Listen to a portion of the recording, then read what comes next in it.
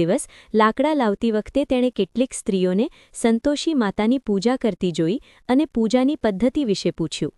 તેમની પાસેથી જે સાંભળ્યું તે મુજબ પુત્રવધુએ પણ થોડું લાકડું વેચ્યું અને ₹1.25 કિંમતનો ગોળ અને ચણા લીધા અને સંતોષી માતાના મંદિરે જવાની પ્રતિજ્ઞા લીધી. 2 શુક્રવાર પસાર થતાં જ પતિનું સરનામું અને પૈસા બંને આવી ગયા. પુત્રવધુએ મંદિરમાં જઈને માતાને તેના પતિને પરત લાવવા વિનંતી કરી. તેને વરદાન આપતા માતા સંતોષીએ તેના પુત્રને તેના સ્વપ્નમાં દર્શન આપ્યું અને તેની પુત્રવધુની દુર્દશા કહી.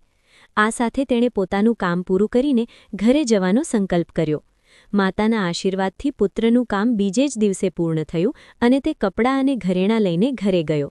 સાથે જ પુત્રવધુ લાકડા એકઠા કરીને દરરોજ માતાજીના મંદિરે જતી અને પોતાના સુખ દુઃખને વહેંચતી. એક દિવસ માતાએ તેને જાણ કરી કે તેનો પતિ આજે પાછો આવવાનો છે. તમે નદી કિનારે થોડું